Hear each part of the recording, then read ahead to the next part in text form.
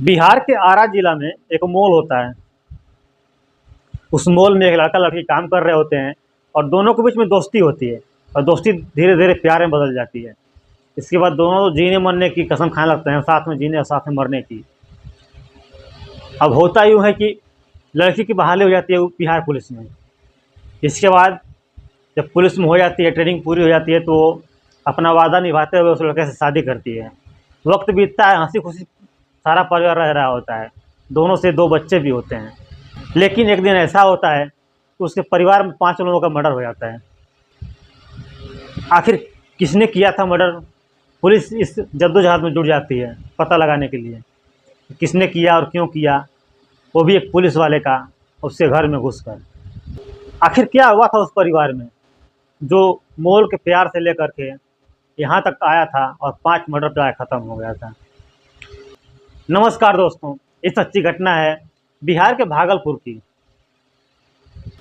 Bhagalpur police line में CB 38 में एक पुलिस कांस्टेबल जो कि अपने परिवार के साथ रहती थी, एक दिन दूध देने वाला उनके घर में आता है 13 अगस्त को और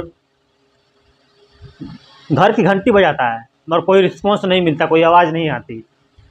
थोड़ी देर के बाद आवाज़ भी लगाता है, कोई रिस्पॉन्स जब नहीं मिलता तो खिड़की पास जाके झाँकता है।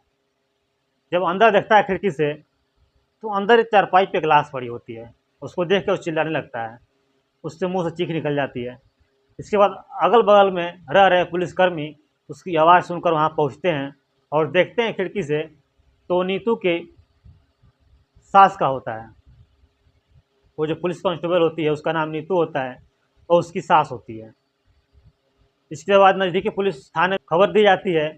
उसके बाद नज़दीकी पुलिस आती है वहाँ पे और उस एरिया के अधिकारी वहाँ पे आते हैं। उनकी निगरानी में घर का दरवाज़ा तोड़ा जाता है तो अंदर का नज़ारा देखकर सभी लोगों की आँखें फटी फटी रह जाती है। सभी लोग हैरान रह जाते हैं क्योंकि वो मंज़र इतना भयानक था। जो घर के पहला वाला कमरा होता है उसमें नीतू की सास की लाश होती है और अंदर जाकर देखते हैं तो बेडरूम में 2 बच्चों के साथ नीतू की लाश और वहीं बगल में छत से लटके हुए नीतू के पति की लाश पड़ी होती है। सभी लोग हैरान हो जाते हैं कि इस तरह का मंजर कैसे हुआ। नीतू जो कि पुलिस कांस्टेबल थी जिसके नाम पे वो घर अलॉट था और नीतू का पति जिसका नाम पंकज था। एक ही परिवार के 5 लोगों की हत्या हुई थी। आखिर किसने किया था, यह सब सवाल था। तुरंत ही एक एसआईटी टीम गठित की जाती है, जांच में जुट जाती है। मौके पे फॉरेंसिक टीम भी बुला ली जाती है। इसके बाद घर की तलाशी ली जाती है तो अंदर से ईंट पत्थर और धारदार चाकू मिलता है और वहीं से एक पत्र भी मिलता है जिस पे लिखा होता है कि नीतू ने मेरे माँ और बच्चों को मार दिया, इसलिए मैंने नीतू को मार दिया।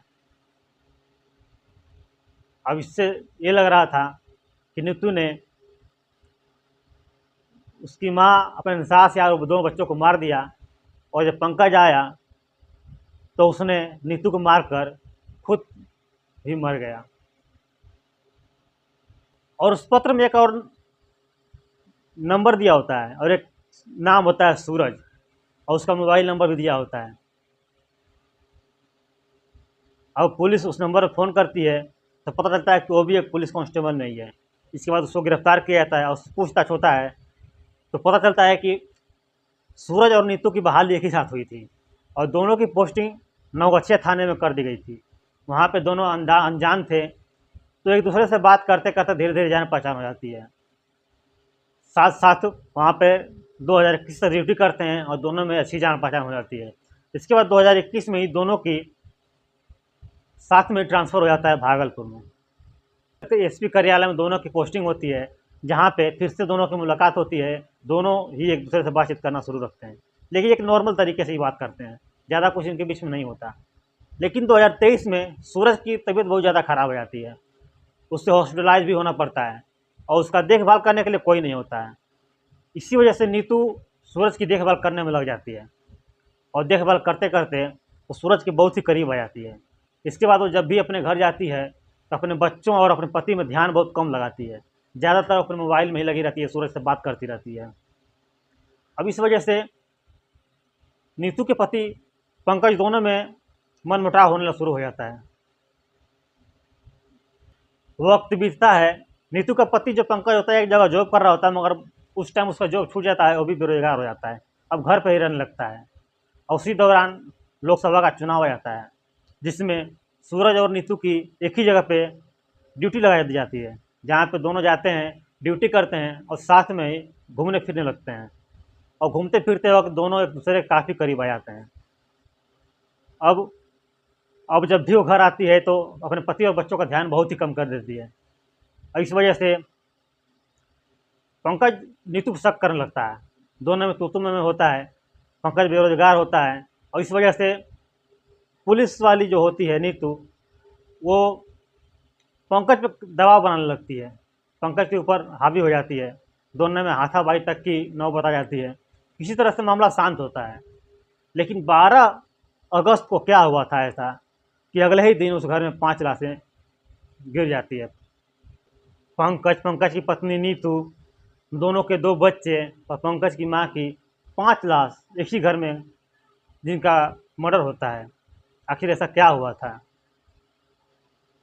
और उस पत्र में लिखा था कि नीतू ने उसकी माँ और 2 बच्चों को मार दिया, जिसकी वजह से गुस्से में आकर पंकज ने उसको नीतू को मारा। इसके बाद खुद अपने आप को ख़त्म कर लिया।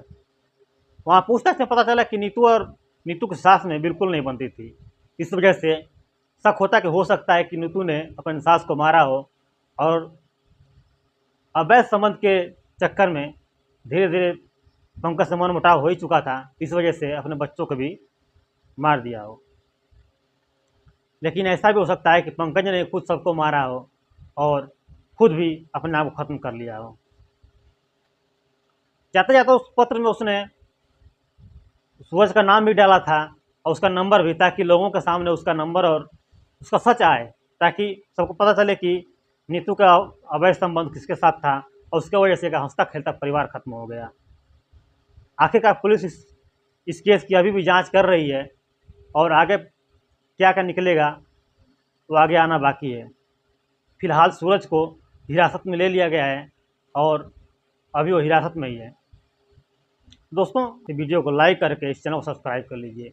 इसी तरह की कहानी आपको इस चैनल पर मिलता रहेगा, इसी तरह की घटना से आपको अवगत कराते रहेंगे। मिलते हैं अगले वीडियो में, तब तक के लिए जय हिंद।